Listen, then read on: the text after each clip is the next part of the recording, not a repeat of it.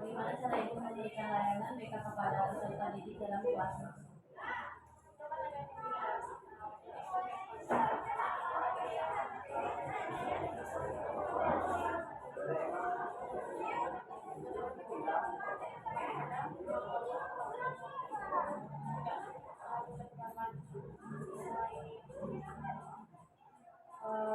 Bagaimana cara ibu memberikan layanan kepada peserta didik?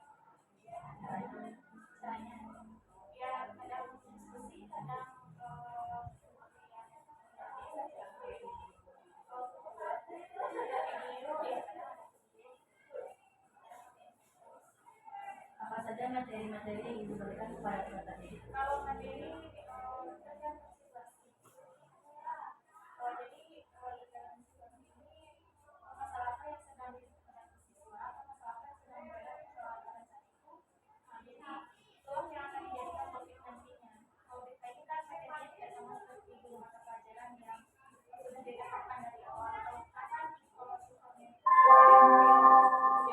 saatnya istirahat.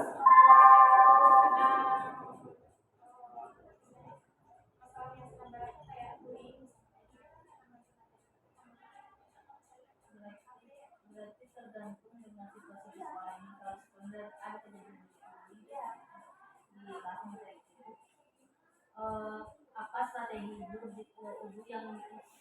ibu gunakan dalam layanan dengan layanan BK kepada peserta didik?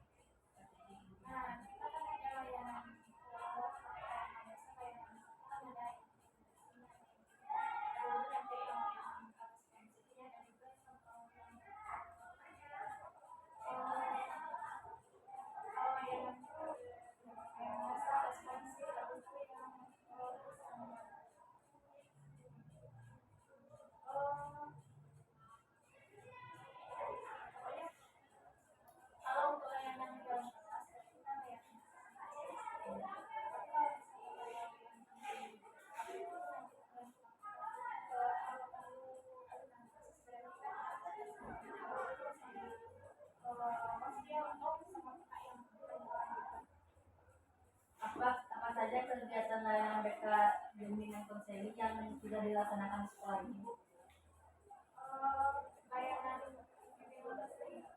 Orientasi sudah, informasi sudah, konten, tapi sudah semuanya seperti itu.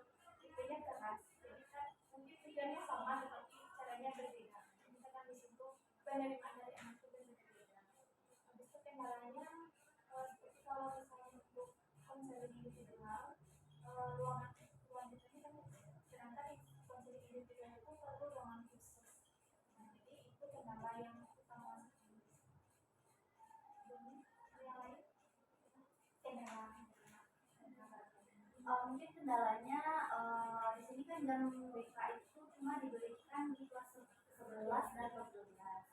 Sedangkan kami juga butuh di kelas 10. Yang lebih penting sebenarnya kelas 10, apalagi kurikulum BK itu bagian implementasinya yang lebih penting itu dasarnya dari kelas 10. Ada namanya itu materi belajar. Nah, jadi perbedaannya dari kalian dulu di kelas 10 nanti anak ini lebih diarahkan ke materi pilihan, akan jadi untuk mereka empat materi pilihan. Jadi kurang dulu dari sana nanti membuat angket sesuai dengan bakat dan minat mereka untuk penjurusan mereka di kelas 11 maupun kelas 12. Jadi kalau kami tidak punya jam, rasanya sangat susah sekali di kelas 10 itu mensosialisasikan tentang materi pilihan itu bagaimana, cara mengisi anketnya bagaimana, cara pengolahannya gimana, konsekuensi yang diambil anak itu jika mata pilihannya salah bagaimana. Itu kan sangat berperan sekali terhadap karir mereka nanti mata pilihan yang akan diambil. Tanda awal yang menunjukkan bahwa seorang siswa mengalami penurunan semangat tanda awal yang menunjukkan bahwa seorang siswa mengalami penurunan semangat dan motivasi belajar. Yang pertama kan tentunya kalau guru BK-nya masuk lokal, itu kita bisa mengamati secara langsung bagaimana keaktifan dia di dalam lokal, bagaimana wajah dia ketika kita ajak berbicara, itu kan terlihat jelas sekali bahwasanya seseorang yang memiliki semangat atau turunnya motivasi belajarnya. Sama kalau bisa dilihat kalau anak yang biasanya itu rajin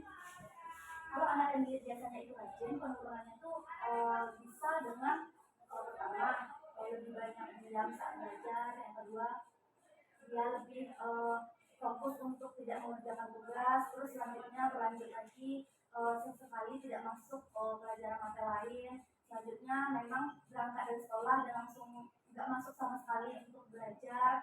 Selanjutnya juga kadang dia cuma hanya nongkrong di warung-warung, dan ada juga yang sampai tidak pergi sekolah sama sekali atau untuk bekerja. Itu sudah menjadi standar untuk kita sebut anak itu turunnya motivasi belajarnya. Tapi kalau kita tidak masuk lokal, biasanya itu langsung kerjasama dengan wali kelasnya atau guru magang. Biasanya kan tidak laporan dari guru magang. Evaluasi dan koreksi seperti apa yang dilakukan jika ada peneliti yang mengalami permasalahan tersebut. Yang pertama, tentunya kita panggil dulu siswanya. Kalau nggak ketemu ya dicari dulu. Selanjutnya kita observasi pada teman-temannya, kemana dia dan apa saja yang dia lakukan di lokal. Bisa jadi nanti dia tidak ada teman di lokal sehingga tidak nyaman di lokal. Selanjutnya apabila tidak ada kemajuan, baru nanti dipanggil wali kelasnya, diselesaikan dengan wali kelas. Kalau tidak juga, masih tidak juga, dipanggil orang tuanya, dicari solusinya dengan orang tuanya. Bisa jadi faktor dari keluarga lah yang membuat dia malas belajar atau penurunan dari belajar tadi. Kalau tidak juga kita akan bekerja sama dengan kesiswaan untuk mengatasinya, apakah anak ini benar-benar ingin sekolah atau tidak, atau intinya kita sejauh ini bukan untuk mengeluarkan anak, tapi untuk mencari solusi dari permasalahan dia sendiri. Sebagaimana kalian ketahui bahwasanya yang menjadi permasalahan siswa kan bukan dari dirinya sendiri juga, tapi dari lingkungan juga kan. Jadi bisa jadi dia kurang semangat karena ada beberapa kasus, contohnya misalnya di lokal tidak ada teman. Terus yang kedua, karena memang keluarga kadang masalah keluarga yang lebih berat, jadi dia nggak fokus belajar. Terus ada juga yang karena memang bermasalah dengan kejiwaan, membuat penurunan belajarnya. Nah disitulah kalau udah sampai ke waktu kesiswaan tidak selesai juga, baru kami menyarankan kepada ada seseorang selain Bu Deka yang kurikulum Merdeka kan sekarang menuntut untuk guru mata pelajaran juga berfokus kepada sikap dan motivasi belajar, sikap tidak semata-mata dengan teknik saja, tapi dengan perkembangan dari matanya kan. Jadi kita semua di lingkungan sekolah itu bertanggung jawab terhadap sikap. Terus bagaimana cara pendidikan mengidentifikasi penyebab dan motivasi belajar bisa dengan angket. Kita berikan angket, misalnya kita tidak bisa mengetahui siapa saja siswa yang berikan motivasinya, sebagai angket terlebih dahulu. Selanjutnya kita olah. Setelah kita mendapatkan hasilnya, kita beri konseling individual yang kita berikan itu kepada siswa-siswa yang kita berdasarkan hasil tersebut yang rasanya memiliki penurunan sisi belajarnya. Itu antisipasinya. Apa saja tantangan terbesar yang ibu hadapi dalam membantu siswa meningkatkan semangat dan motivasi? Tantangan terbesar sebenarnya masalah dari keluarga. Karena kalau udah masalah keluarga, rasanya kita untuk ikut campur terlalu besar itu sangat sulit ya. Kecuali memang keluarganya bisa masuk juga ke kita bisa masuk ke dia. Ada beberapa kasus yang didapati keluarganya yang memang egonya itu sama-sama tinggi. Jadi kita yang orang luar rasanya cukup susah untuk masuk ke ranah keluarga tersebut. Tapi sebisa mungkin kami upayakan konseling kepada anak bagaimana supaya anak tersebut bisa memilah masalah keluarga dari masalahnya belajar sendiri. Bisa Ibu menceritakan pengalaman Ibu dalam menangani kasus siswa yang mengalami penurunan motivasi belajar dan bagaimana Ibu membantu mereka mengatasi masalahnya? Ada, itu kebanyakan motivasi belajar itu menurunnya ketika kelas 12. Jadi ketika puncaknya di kelas 12, karena dia udah bosan, masalah sudah terlalu banyak, dan kadang dia dikenal sebagai anak yang dari kelas 10 sudah buruk citranya. Jadi dia mau nggak mau memang menganggap sekolah nggak salah, hadir tetap lulus. Nah, itu tantangan yang sangat berat sekali terhadap kami membujuk anak supaya tetap belajar di sekolah. Kadang di akhir-akhir pembelajaran itu sebenarnya sangat penting sekali ya, sangat penting sekali. Malahan di situ kebanyakan anak-anak siswa kelas 12 tersebut yang dimana yang menurun belajarnya, menurun semangat belajarnya, karena beranggapan oh ini sudah tidak penting lagi, oh ini ujiannya sudah tidak penting lagi karena ujiannya tidak UN lagi kan, tidak semata-mata lulus atau tidak lulus berdasarkan nilai UN, tapi ada campur tangan dari gurunya. Jadi pikiran-pikiran negatif siswa yang beranggapan oh udah pasti lulus 100%, oh gurunya udah pasti nolong nih dengan nilai-nilai tambahannya.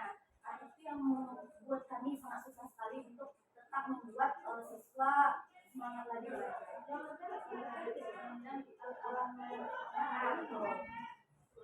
Mungkin yang tadi mungkin sekian